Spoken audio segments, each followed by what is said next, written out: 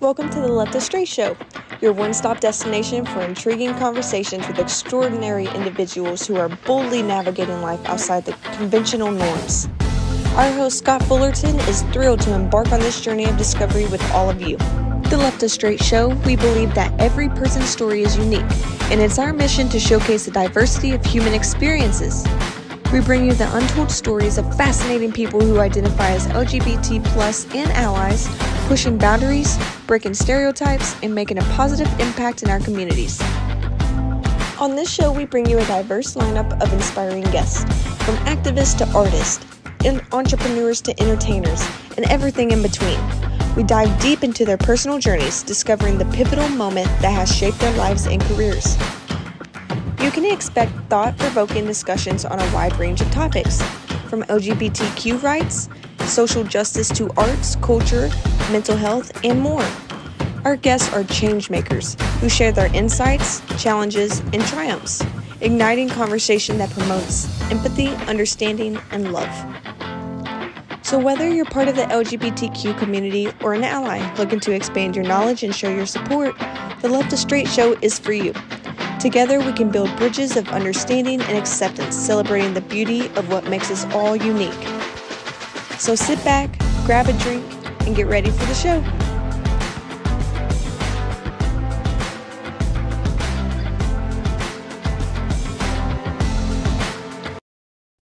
Well, hello, everybody. Welcome back to another exciting interview right here on the Left of Str8 Show. We talk to all your favorite people from entertainment, foodies, books, music, and advocacy, all in our LGBTQ community and straight allies. I'm your host, as always, Scott Fullerton. Today, we're touching on just about every one of those areas and going to a deep dive into the glamorous world of theater, drag artistry, cabaret, and the autobiography, dishing on all of it. Our guest today is none other than the legendary, multi-talented, and utterly fabulous Charles Busch. From his groundbreaking plays such as the Tony-nominated Tales of the Alchemists Wife to Off-Broadway's vampire Lesbians of Sodom to Die, Mommy Die, Charles' work has definitively transformed the theater. With his iconic drag roles and cabaret performances, Charles has been a beacon of the LGBTQ+ community, combining art, advocacy, and just the right amount of touch of glitter. His new autobiography, Leading Lady, a memoir of a most unusual boy, dropped last week and is getting amazing reviews. From his continuing search for a mother figure to that as of a rent boy for a year, to spilling the tea about such names as Joan Rivers, Rosie O'Donnell, Valerie Harper, and many more, get ready, dear listeners, for a whirlwind journey into the mind of one of the greatest playwrights, drag artists, and cabaret performers of our time. Please welcome Left of Str8 Show for the very first time, the one and only Mr. Charles Busch. Charles, how we doing, sir? Wonderful. So great to see you. I am so happy to have you on. Thank you so much for an advanced copy of the book. Absolutely amazing. Thank you for that. Well, it's just a delight. I worked in this book for 14 years.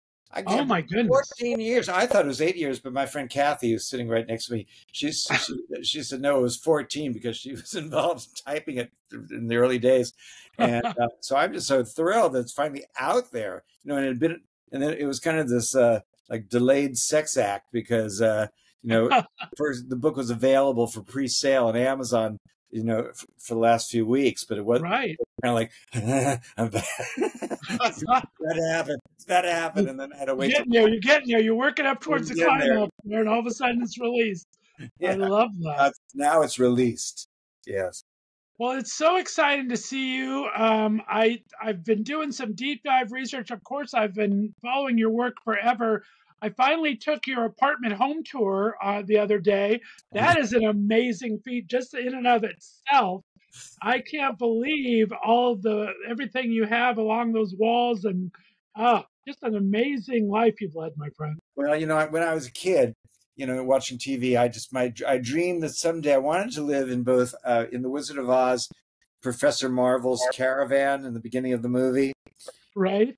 And I also wanted to live in the movie Gigi, and now I do, basically.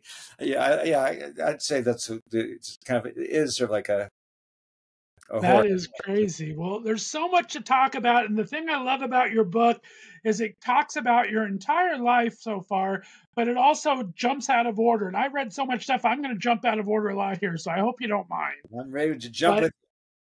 I do want to start. I mean, you wrote your first play at 11 years old at summer camp. Talk to me about that. That's got to be crazy. It's sort of odd because, I was never good in school, and writing a book, you do sort of see the whole shape of your life, and it's in a way that maybe you never did before. And it does perplex me in a bit that in school I was just such a non-entity, and yet, on the side I was writing full-length plays and all this. None of my teachers thought I was particularly interesting or special. So, I really did feel that if I can just get through childhood, I'm going to be okay. So Right. things did work out. Yeah. Well, you write intensively about losing your mother at a young age, but how Aunt Lil kind of stepped in there as both like the protagonist and antagonist to your life for quite a few years there, did everything for you, and also was there almost too much some of the time. But you write so lovingly of her and your sister Margaret and your other sister. I mean, talk about revisiting all those memories. What was that like? Yeah. Well, one of the goals for me in writing the book was I really wanted to create a full portrait of my aunt, who was the most influential person in my life. She really was. And at one point, I actually thought of writing a novel about her because her whole life is so interesting. And but that's not really what I do, and I knew I'd never be able to pull that off. But it was important for me in this book that there are a number of things I wanted to achieve. I wanted to be an entertainment, because I've met so many fascinating people. I've been both in the sort of drag world, but also the theater world, and Right. I've been accepted by both in a rather unique way. So I wanted to convey that duality of my life. I wanted it to be a portrait of Aunt Lillian. What else? But those were kind of the big goals of it. Well, it's an amazing hearing the stories about her and everything she did for you and your family after your mom passed away, even before your mom passed away, when she's helping your mom out. Interesting thing I found is I didn't know about all your sketch work and your amazing ability as an artist. I mean, you actually went to a art school. But Yeah, I think that one of my favorite stories is there's when you found out you got accepted, you just dropped the books and walked out of that class. that was I kind of love that. my greatest triumph of my life. But we should explain that to our audience here. Just that I was living first in a suburb of New York called Hartsdale, which is kind of a conservative, suburban community. And we had a series of terrible tragedies in my family from 1962 to 65, starting when I was 8 years old, basically. Where my mother died and my father's parents, my grandparents died, who I didn't particularly know, and then my mother's older sisters, both their husbands died, and it was very traumatic for a kid. It's kind of like, who's next? I felt like I was living in an Agatha Christie mystery. Who's the next to go? And it was, is it me? It was really more and more I realized just how traumatic that was. But then, but fortunately, I had this remarkable aunt who lived in Manhattan and who she was part of my life from the very beginning, as you said. And then by the time I was 14 and going into 8th grade, I really was kind of in another world and flunked me out of school. And I don't know what would have become of me had this remarkable woman not stepped in and just took me to live with her in New York City, ultimately adopted me legally. And Right. And her goal really was, as much as she needed to be needed, her ultimate goal was my independence. That really was it. She was not this kind of clinging person who just wanted to sort of dominate me or that was not the thing. It was to get me to stand on my own feet. you know. And she did such an amazing job. I mean, you go through these schools, then you end up at Northwestern University, and she kind of ushers you there, and then lets you kind of start living your life, right? Yeah, no, very, very much so. Although she kept her involvement. I mean, she was later when I finally came back to New York, I from Chicago, where Northwestern was, and started my career. She was always kind of my project manager. I guess that's the term we would use today. Because when I was in, when I was in high school in New York City, I went to it was called the High School of Music and Art, and today it's called LaGuardia High. But in my day, it was the High School of Music and Art, and I was an art major because I just had a gift for drawing. Not really that much of an interest in it, really, honestly, but I just had a gift for drawing people and getting a likeness, and I was making was just when I was in art school in high school. Whenever I had to do any kind of project, I'm a little bit inept, and so my aunt would figure it on her own, why my woodcut wasn't printing right, or I would have the idea, and then she'd be like project manager, and she'd stay up, all night in her little kitchenette in our apartment trying to figure out to solve the problem of, figuring what was the utensil, the tool I needed to create the line, and then the next morning I'd wake up and she'd have worked it out what the solution was, and then it was up to me then to create something wonderful with it. And it was a very good collaboration. And then later, when I started my career and had my theater company in the East Village, if I needed, I was going to play Theodora, the Empress of Byzantium, and I needed a dagger because I'm supposed to stab someone. She looked in her pantry and or her desk and found about 6 different letter openers that kind of looked like daggers, and I'd choose to take this one. It is remarkable. But I've been so lucky this way. It's interesting looking back on my life from far distance that all my life I've actually had someone who steps in and I've had a series of people. Kathy here is afraid to be on camera. She's been with me for 40 years, but just a series of people who have a lot in common. This kind of they're incapable of not giving 100%. I don't give 100%. I give 100% on stage, 120, sometimes too much, and in my writing. But when I was at office temp or whatever, I gave 40%. They never asked me back. But Kathy and Carl and my aunt, they cannot give less than 100%, no matter what they do. And this kind of insane focus and concentration that they just, and I'm the benefit of it because I'm the idea man.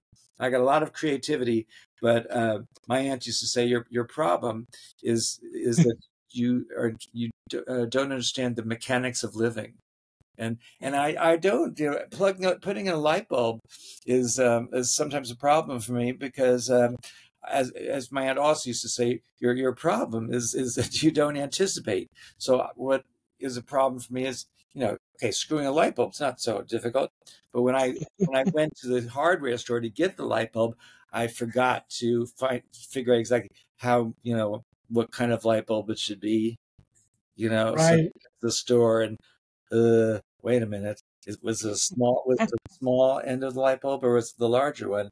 And, that's the essence. But I'm talking probably too much here. I'm a little manic, but it's just anyway. I have a lot of creativity.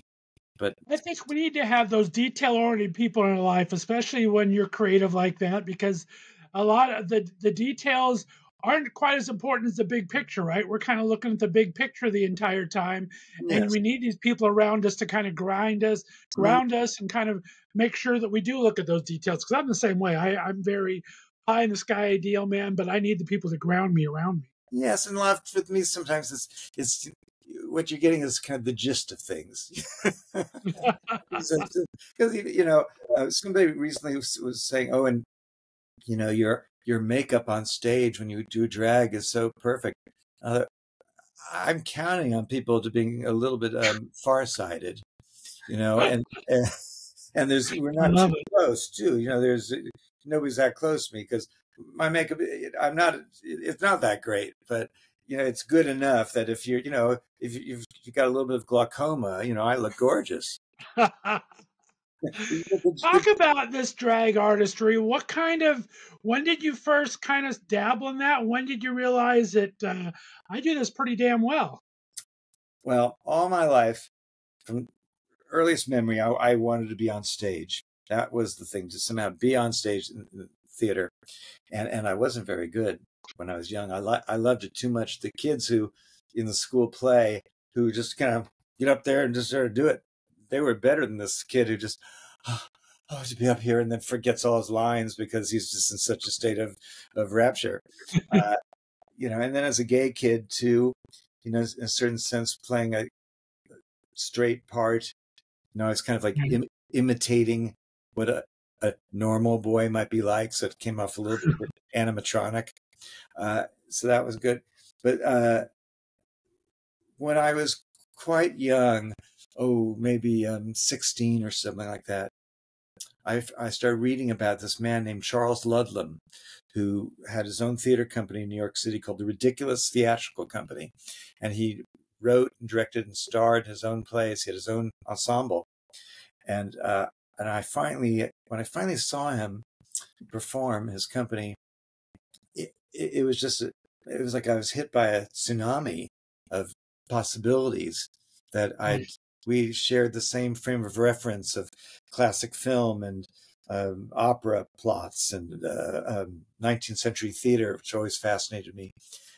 And there were people in his company, young men playing female characters just because they were wonderful at it, and they weren't like spoofing it or something. They just were playing the parts. And I was absolutely dazzled. And then I kept that in my mind. And then when I was at Northwestern, and I was a theater major and never cast in any play ever, I started thinking, well, maybe I could begin really focusing on my writing. And I always was writing plays. I just it wasn't an overwhelming interest. And then I thought I could write parts for myself, since nobody else is going to cast me in a play, and a part that only I can play. Because I thought there are these. See, this is 1972, let's say, and there was no literature really for gay male characters, and certainly nothing for gay women characters. So there was The Boys, the band, basically. But this was before the Torch Song Trilogy and The Inheritance and Angels in America. There were no roles to dream of playing, and I knew that even if there were, I don't think I would have been that great. Somehow, when I wrote a play where I played the female part, it unleashed something in me, a kind of freedom of self-expression and an authority and a fullness of character that I would never have had otherwise. And you sort of have to know what, I think you have, probably in every form of line of work, or certainly in the arts, I think it's important to know, what it is that you have to offer. I think it's so easy for us in life to say, I'm terrible at this. I can't do it because I'm this, or I can't do that because I'm that, and we all do that. But I think if you could try to override that with, okay, what do I have to offer this particular situation that maybe nobody else can do? And I think that's a healthy attitude. It's helped me. I love that. And Charles gave you two important life lessons from what I read in the book. Once, always get something in writing because it almost didn't happen. And two, when it's time to go big, he gives you a reason to go big. But you learned a couple lessons from Charles later on in the conversation. Yes. No, I see. Yes. I started off as a solo performer because it was easier to try to just put myself out there than having a cast of actors and, set and all that. So I put together a solo show where I played all the characters in the play called Hollywood Confidential. And I was playing at a tiny little cabaret room in New York City. And I invited Charles Ludlam to come see me. And he showed up one night but didn't come backstage afterwards. Then I read that he was receiving an award at this thing called the Comedy comedy awards, and so I dragged my sister with me, my sister Margaret, to this place, and I met him and introduced myself. I said, I heard you came to my show, and thank you so much. And he said, oh, well, I really enjoyed it, but I don't really like going backstage. And he said, what will you do next? And I said, I don't know. I guess try to find some other place to do it. And he had his own theater, in the Village. He was in permanent repertory. And he said, oh, well, then you should do your show as late shows after my play. I couldn't believe it. Later I said to my sister, did you hear what I heard? And he said, when do you want to start? I said, well, maybe in a month. I thought that would give me time to try to publicize it of some sort. Then a couple of weeks went by, and I had done everything I could, and putting up flyers, and I got on like a cable TV show. Well, it was before cable, but that sort of thing, and Right. I was getting a little bit as much press as an unknown could try to get. And I went backstage at his show one night. I remember me, Charles, and it's a little confusing because he's Charles and I'm Charles, but anyway, and I said, so I'm supposed to start my show here, in a week, and I thought maybe we should arrange for a technical rehearsal. And he just looked blank, and he said, your show, and he didn't remember. Oh no! And he said, I think you need to talk to our business manager. And so I went to see this lady. Her name was Kathy Smith, and she was just overtaxed and underpaid, and Sure, I bet. Yes, to avant-garde theater, and she said, "Oh, I'm sorry, we can't do anything with you. We used up all our grant money, and maybe next year." And I was just hysterical. I said, "You don't want to spend anything. I'll supply the box office person. I'll supply the lighting person, the sound person. But please." And so she said, "Oh, okay." And that's what I did. My friends all came through and manned the box office and ran the lights and sound, and so I did it, and about 8 people showed up at each performance, but it was good just to say that I'd been there. And actually, an important LGBT magazine called The Advocate first interviewed me at that time, and that established a very good relationship that served me well over the next years. So so I was in my idol's orbit for a while there. There you go. Well, you deserve all the accolades. Advocate's done some great stories on you in the past. And also, where did all this boldness come from? You talk about it a couple times in the book, not only just going up to Charles afterwards, but I love your story on the Addams Family movie, just going up to Angelica Houston. That's just bold, my friend. I love that. I'm a very strange mixture of shyness and fearlessness, and I never know when one is going to strike. Right? No, it's odd. I think, yes, because particularly sometimes when you're young, you just kind of fearless, and then I don't know, it's sort of odd being kind of a drag personality sets you kind of apart. And when you mentioned the Addams Family, there was in the sequel, the second film, The Addams Family Values. A good friend of mine, Paul Rudnick, wrote the screenplay, and he wrote a part in for me in this movie as their actress cousin, the Countess Aphasia Adams Dubarry. And so it was a cute little part. And I'd never been on a film set. I'd never been in a movie studio. It was shot at Paramount in LA. And it was just huge.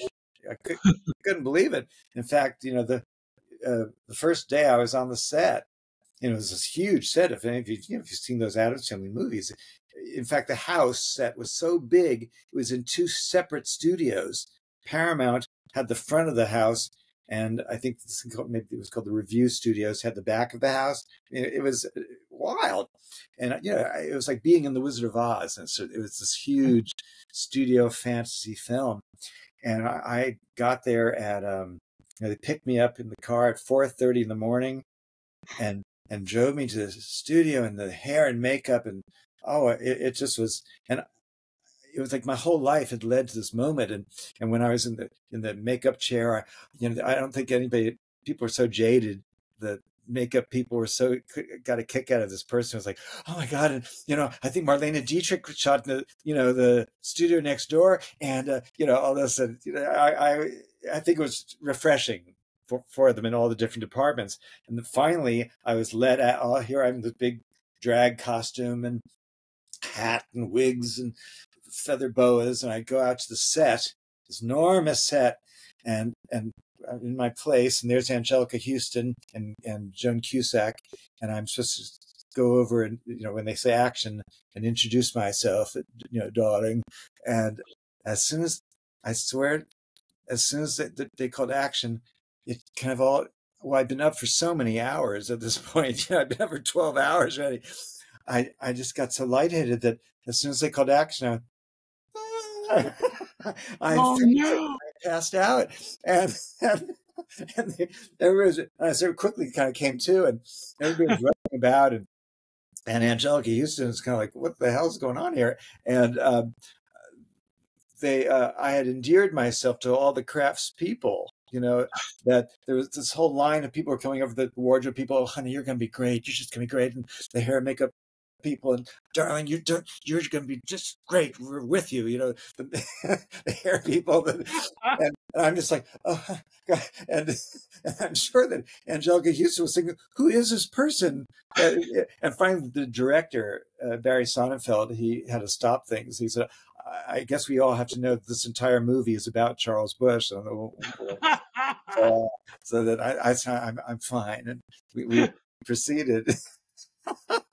I love that. And then, there is a protocol in movies that's very different from this theater. Right. In a play, whether it's Broadway or whatever, you're there together, in a small space, 8 shows a week for an indefinite amount of time. So I think, a big star and somebody in the chorus very possibly could just chat, in the wings.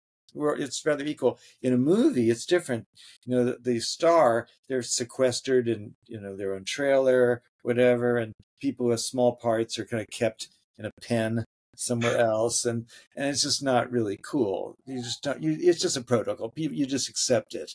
But I don't know. I guess I think being in drag separates you. All rules are off when you're in drag.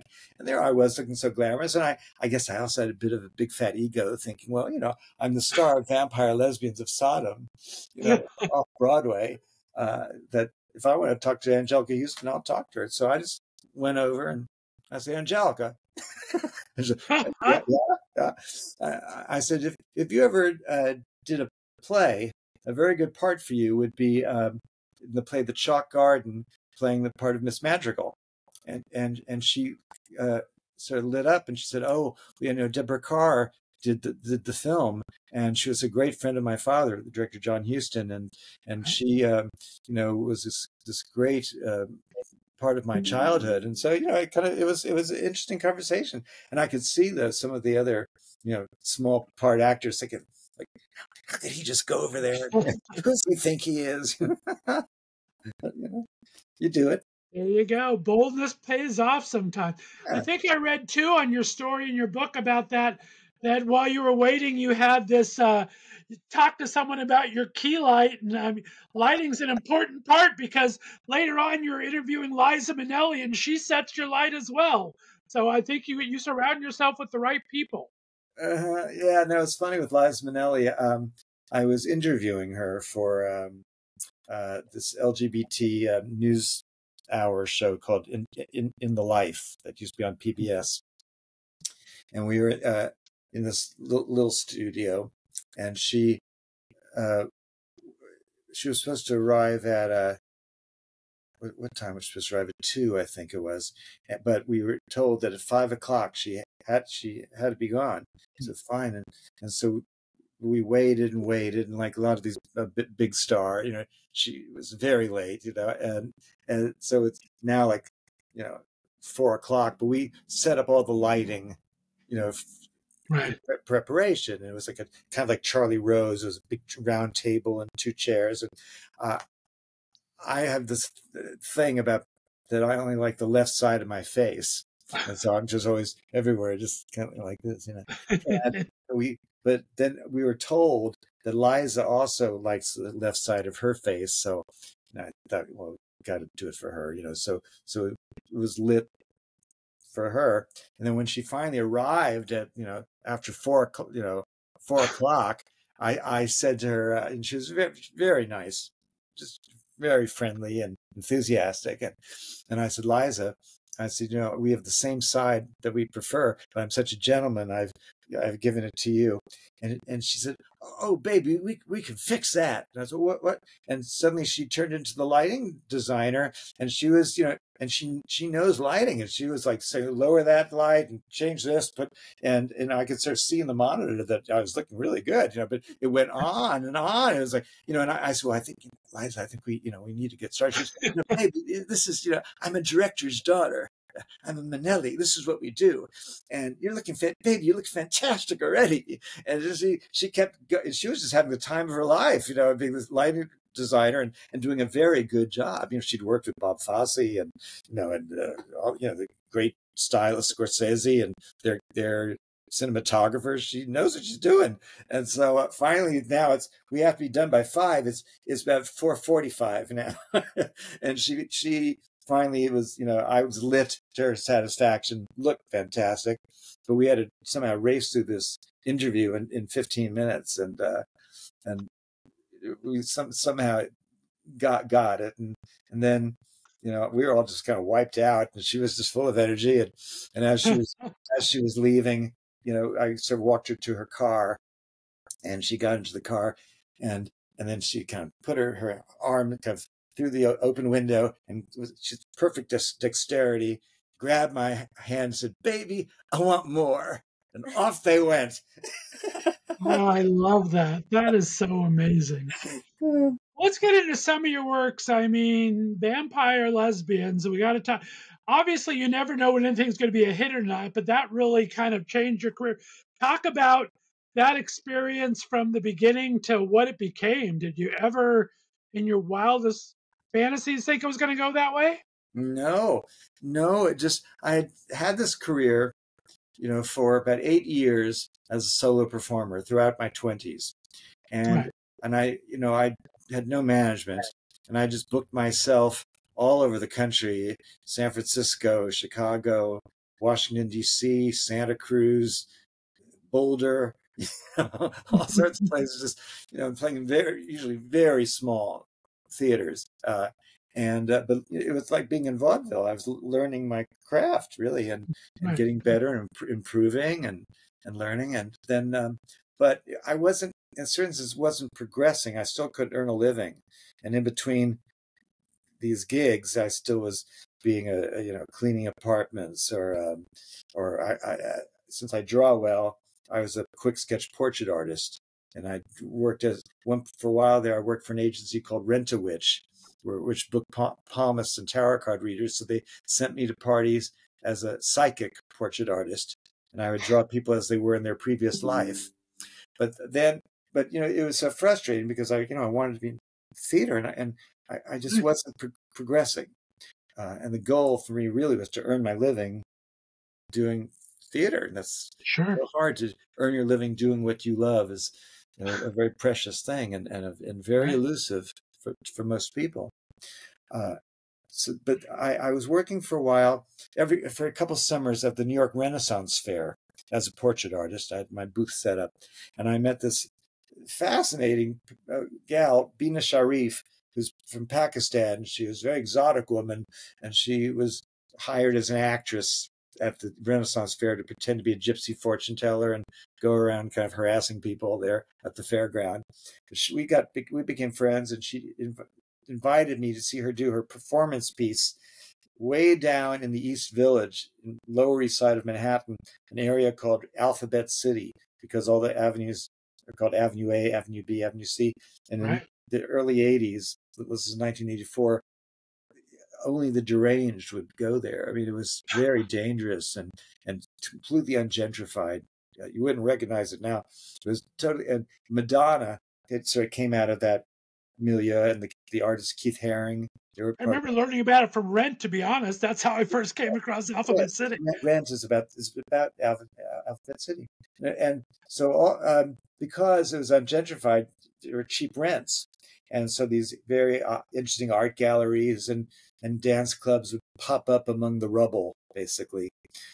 So Bina was playing at a place called the Limbo Lounge, and even though I had grown up in New York City, I had never been, and I lived in the West Village. I'd never gone all the way across town and been to this rather scary neighborhood.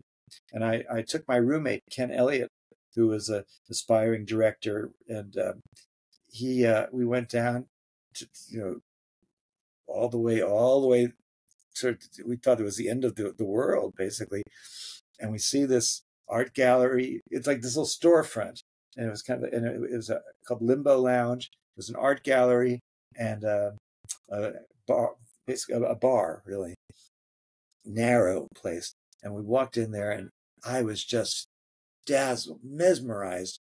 They didn't just put up pictures; it was an installation. It was this decadent kind of world, and a couple torn patent leather booths and leather booths, but most people were sitting on the floor, and the crowd there was kind of gay, kind of straight, kind of goth, kind of punk, and everybody seemed to speak in a strange dialect that sounded vaguely Bulgarian, but they were like from Kansas, and it was fascinating.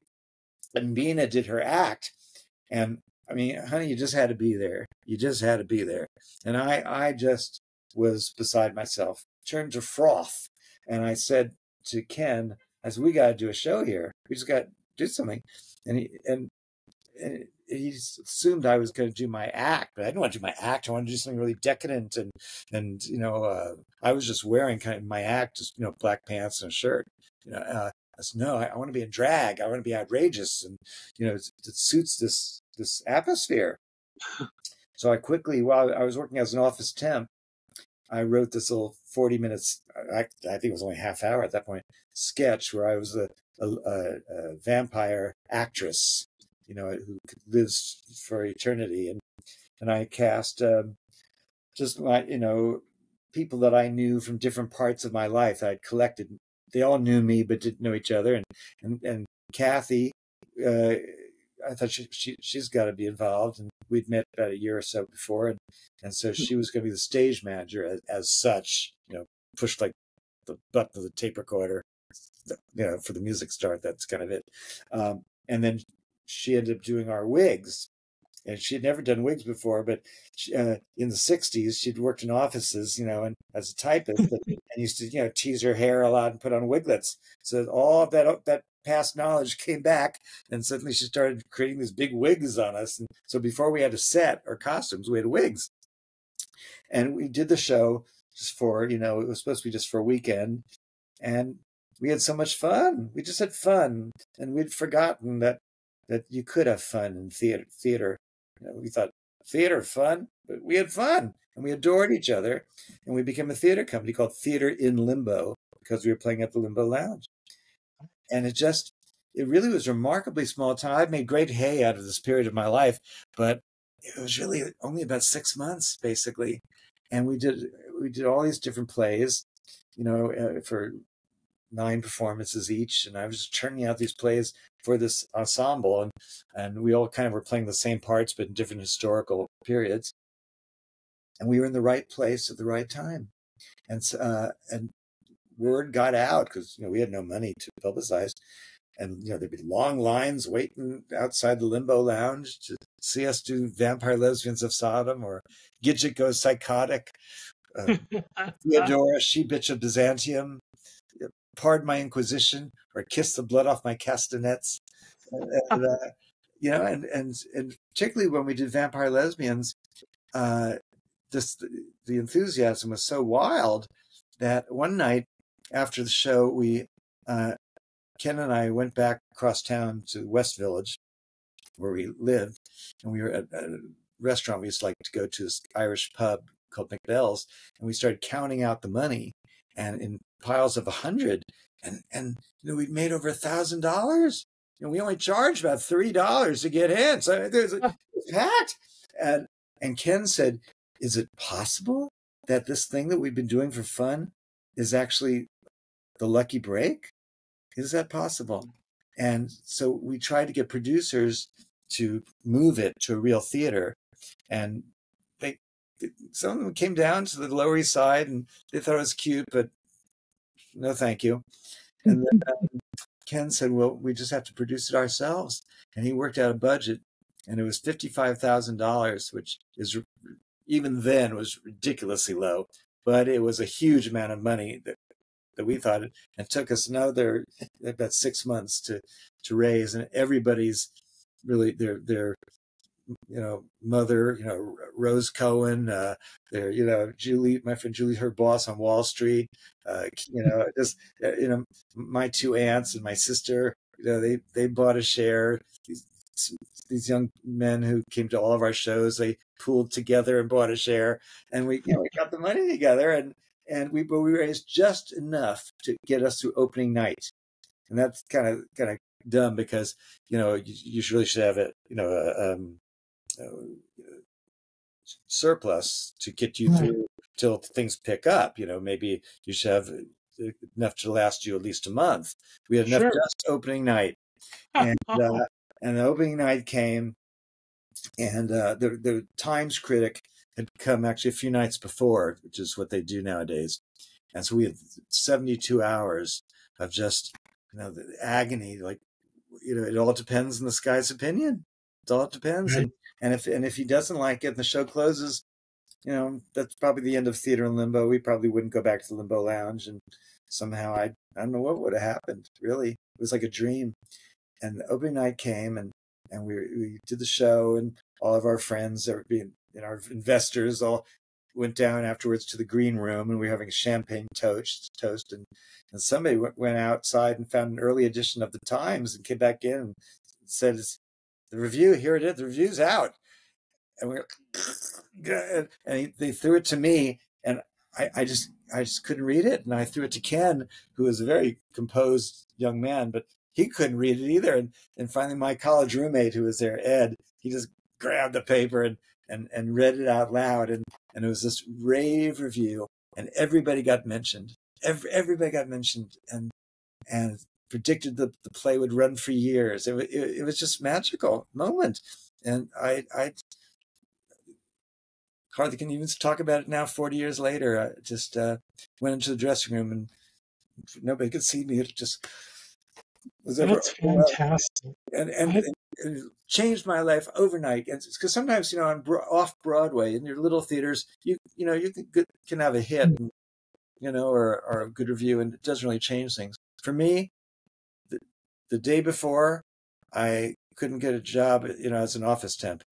The next day, I had the William Morris Agency and ICM, bidding for my, to represent me. I mean, it was nuts.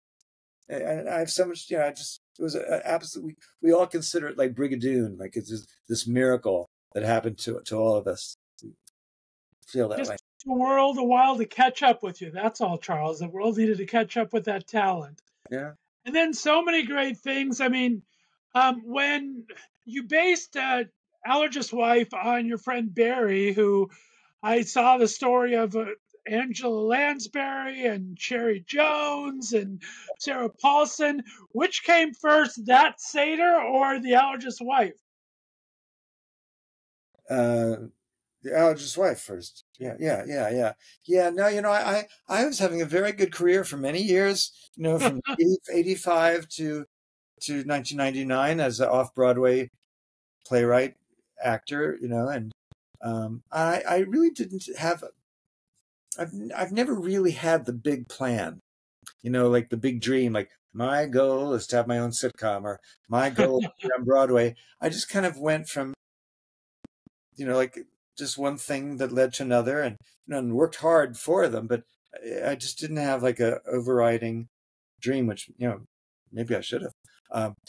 But circumstances led me to end up having this play on Broadway called The Tale of the Alchemist's Wife. And I had a friend who was an allergist, Barry Cohn, very good friend of mine, retired allergist, and he sort of inspired this. He and his wife inspired this play, and it was picked up by Manhattan Theater Club, which is one of the top nonprofit theaters in the country, really, particularly in New York. And then it was such a hit there that it was moved to Broadway. But what you're mentioning is kind of funny, is that Barry is kind of the sort of the allergist to the stars in Okay. New York, particularly musicals, because so many performers in musicals have throat issues, and he would be there backstage, with free medical service to anybody who's my voice, and so it's become a very beloved figure. And he invited me and my partner Eric to a Passover Seder, and I didn't feel like going. I'd been to enough Passover Seders, but then I knew that he had become friendly with Angela Lansbury and this wonderful actress Marion Seldes, who were doing a play in New York, and Angela Lansbury had been away from the theater doing Murder, She Wrote for all those years, and this was her return to Broadway after many years. So I was half joking, really. I said, "Oh, Barry, you should invite Angela and Marion to the Seder." And he said, "Oh, that's a great idea." And so he did, and they said yes. And she had never been to a Seder. I don't think at that point she had even played a Jew. And so I got there, and we're all sitting around the table. And for those of you who've never been to a Passover Seder, there's the ancient text of the Haggadah, which tells of the Israelites' escape from bondage. It's like the Ten Commandments, basically, the movie. And so you have this. All of you are holding this little booklet, and you go around the table reading up one passage, and the next person reads the next passage, next person. And I suddenly freak out. I think, oh my God, I'm acting with Angela Lansbury and Cherry Jones and Cherry Jones and Marion Seldes and Sarah Paulson. They were all at the table. And so when it came to my turn, they were all reading with their beautiful voices. It came to my turn.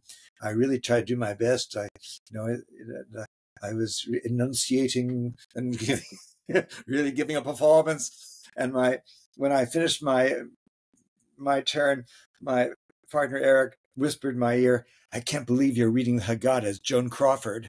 I said, "I'm giving it vocal color." And then, of course, I became as we continued going around, I was doing like actors do at a play reading. I'm flipping through it, thinking, okay, Angie does this one, Sarah does this one. It's terrible. I can't do anything with this. If I was I love that. And I went even bigger. And then the Jews crossed. and Eric whispered, "Oh my gosh!" Never knew the word Jew had so many syllables. I love that. Oh, we have so much we could talk about, but we've already gone about 45 minutes, so I don't want to take up too much of your time. One last story I want to talk about, and then I want to get into your movie that's out now and a couple of things. But you got to talk to me. I mean, you were such good friends with Joan Rivers and worked on quite a few projects with her. My funniest thing, I mean, she's mentioned throughout the book a few times, but I think the funniest thing, I just about died, is when she brought the Countess with her and Anthony up to your Christmas party one time. I just about rolled over on that one. Well, I have a friend in the building. See, my building, the way it works is like there's the lobby, and then there's the left side of the building and the right side of the building. And she'd been there a number of times. And it was I used to have a big kind of Christmas open house party on Christmas Day. And my friend Anthony, who's a psychiatrist, an older gay fellow, and he lives on the right side of the building. I'm on the left side. And so Joan, was with her very glamorous friend, the Countess Sans, who's this very beautiful countess. And somehow they went, instead of going to the left side, they went to the right side of the building. And my friend Anthony was by himself on Christmas Day, and he was just in his underpants watching TV, and suddenly his doorbell rings. And he thought, who the hell is ringing my doorbell on Christmas Day, and he thought the hell of him, and he didn't put on a robe. He was in his underpants, and he opens the door, and it's Joan Rivers and the Countess, and she says, "Is this Busch's apartment?" And he said, "No, he's on the other side." And he was a big fan, of Fashion Police and everything, and said, "Oh, I'm a Joan Ranger," and she said, "I think just put in your pants. You're coming with us." So I love that. I just about rolled over when I read that. When she came over, she and the Countess were in these fabulous, fur coats, and I had a rack outside in the hallway where people could put up their coats, and they weren't going to put their furs there. So she's looking around my apartment, and I had this hamper where I had my extra sheets and towels. And so she takes out her coat and she's stuffing it in the hamper. She was really I love it. Everything you wanted to be, and much, much more. So much I want to talk. We're going to have you back. I want to talk about, there's a Kim Novak story. It's amazing. There's all these stories that are absolutely amazing. But I want to go in. You have a movie coming out here, The Sixth Reel. I want to play a quick clip from that and talk about that on the other side. And then we're going to finish things off here. So this is a clip from the movie, The Sixth Reel. This is The Sixth Reel from my special guest today, Charles Busch. We'll be back on the other side in just a couple of seconds. You're listening to the Left of Str8 show right here on the Left of Str8 Radio Network. Hey, Gerald. I'm here. Gerald. Your friend appears to have been dead for at least 24 hours. Would you believe that this is the 4th time I've discovered a dead body? Is there anything else you can tell me that's pertinent? I am an expert in the world of cinema memorabilia. I'll be the one to assess my uncle's estate. Old copies of TV Guide? It's a sickness! Your uncle is more of a hoarder than a collector. London After Midnight is the holy grail of lost films.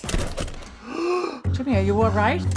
This reel of film could very well be your death warrant. Can we watch it? Are you insane? There are people out there who would gladly slit your throat to possess 10 minutes of London After Midnight. It's at the top of my list of lost films that I would, without conscience, kill to see.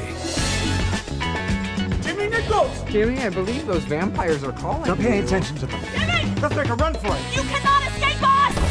You have it! You have it! You have it! Shut up! Shut up! Shut up! The film has to be sold and out of our hands as swiftly as possible.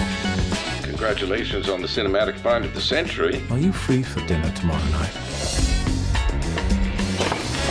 It's gone. I can't believe you told him everything. You are a vile, despicable human being. To protect this film, I would sleep with a lot worse than you. The Museum of Modern Art is meeting me here tomorrow to personally pick up the movie.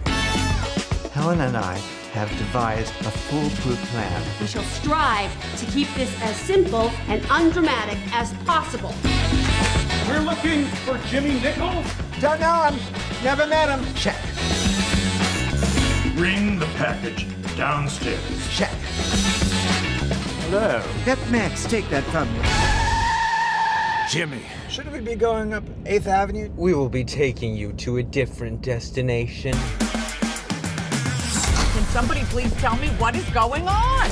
Huh? The film must be destroyed. No! Rumble into death. I think the 4 of you have seen too many movies. Shut your hole. The story begins in the 1960s. Oh, must we go back to the 60s? I'm on a diuretic. Shut your hole, Doris. I'm into it. All right, that was The Sixth Reel by my very special guest today, Mr. Charles Busch. Movie looks so great, Charles. I mean, you have Tim Daly, who I love, of course, brother to Tyne Daly, and she has a special place in my heart as well. Jason Priestley in this. I mean, no, he's not. He was in my movie Die Mommy Die. Oh, he was Die Mommy Die. You're right. He's not in this movie. Not this one. Although he's a great fella. I wouldn't mind it, but he's not in this one. I'm confusing them all. All right. Well, give everyone the plot again, real quick, of The Sixth Reel. Sixth Reel. It's a contemporary movie. It takes place today, but it's very much like a 1960s caper film. And so I play this fellow, Jimmy, who's a collector and dealer of classic film memorabilia. And he's a rather unscrupulous fellow. And somehow he's been taking care of an elderly friend who then dies, and he's supposed to dispose of all of his elderly friends. You know, this guy was a hoarder, and so he has to go through all this crap, you know. And it turns out that this old man has a niece, his executor, living in Boca Raton, and she shows up in New York, very skeptical about, you know, this person Jimmy, who she'd never heard of, you know. And so we're going through this, you know, this hoarder's, you know, debris, and we discover in his closet, in a locked up little mini refrigerator, a reel of film that's from this actually is true, a legendary lost horror movie, vampire movie, starring Lon Chaney, London After Midnight. And it could be of great value. Just, it's the sixth reel out of a 6-reel movie. And so the thing is, do we do the right thing and give it to the Museum of Modern Art or TCM, or do we sell it for a lot of money to a private collector? And that's good. But then it turns out we start finding out that there are 5 other reels around, and we have to get the reels, and they're stolen from us, and we have to get them back, and we get into wacky disguises, and, you know, it's hijinks ensue. Hijinks ensue. Sounds amazing. It's playing now, September 22nd, which is this weekend, starting at the Look Cinema. That's exciting to have it in the big screen there, right? Are you going to be able to get down there and enjoy it? Yes, it's playing for 1 week. 1 week at this new it's this new movie theater on West 57th Street. It's one of these theaters where you can get a 3-course meal and have it served to you at your table at the you know, the screening room.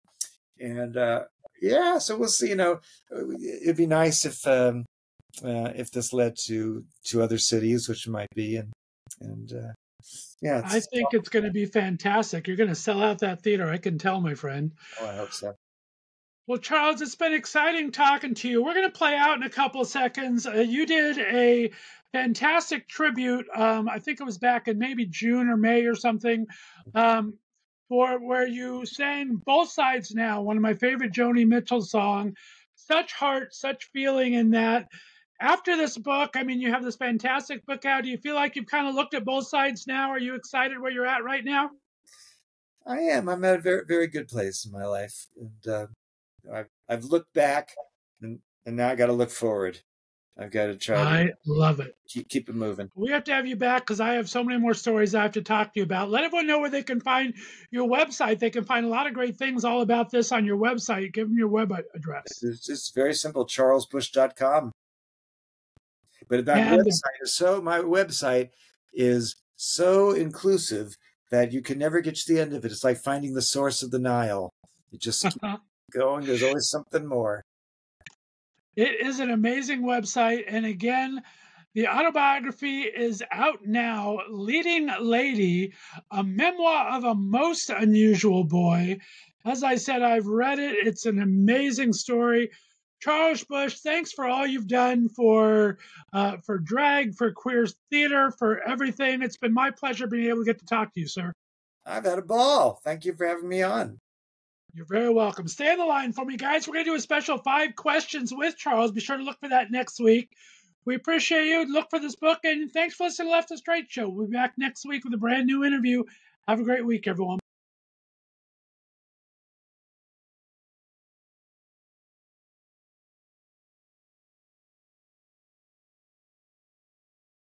Our next pianist is an actor and a composer, and he often plays for our next singer. Please welcome the pianist, Tom Judson.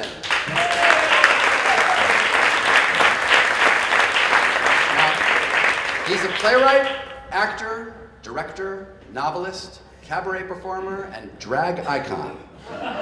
I'm sure you've seen one or more of his plays, like The Tale of Alchemists Wife, or Vampire Lesbians of Sodom. Here is Charles Busch.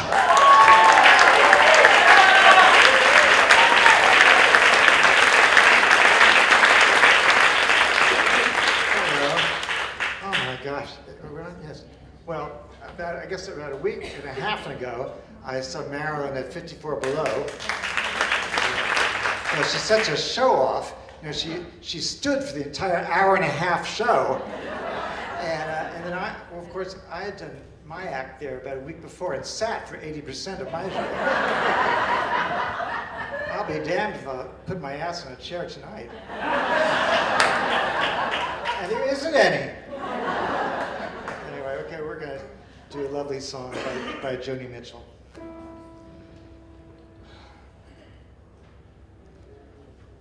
Rose and flows of angel hair and ice cream castles in the air,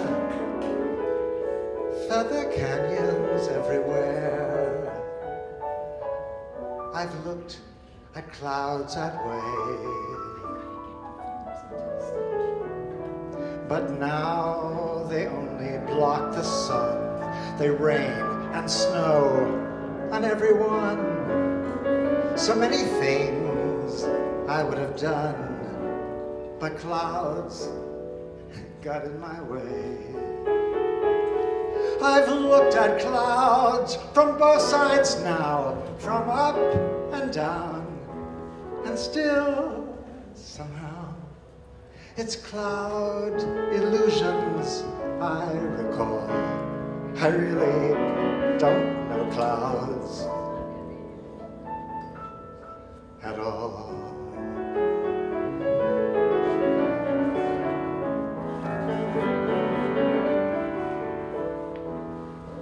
Moons and Junes and Ferris wheels, the dizzy dancing way you feel when every fairy tale comes real. I've looked at love that way, but now it's just another show. You leave them laughing when you go, and if you care, don't let it show. Don't give yourself away.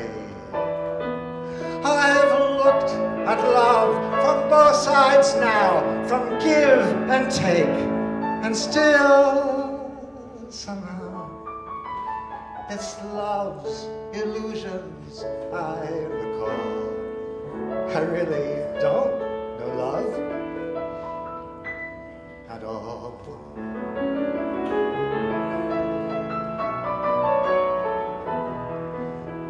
Tears and fears and feeling proud to say I love you right out loud. Schemes and dreams and circus crowds. I've looked at life that way, but now old friends are acting strange. They shake their heads and they say I've changed. Well, something's lost, but something's gained in living every day. I've looked at life from both sides now, from win and lose, and still, somehow, it's life's illusions I recall. I really don't know life.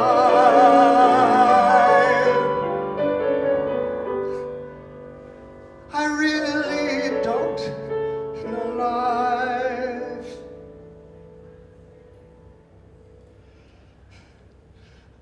at all.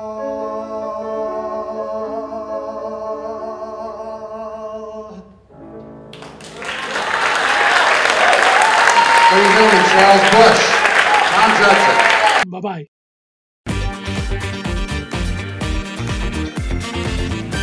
Thanks for listening to The Left of Str8 Show. Be sure to subscribe on your favorite podcast distributor, and please give us a 5-star rating so more listeners can find us. You can follow us on social media, and be sure to check out our website, www.leftofstr8radio.com, for contests and other news and information. See you next week.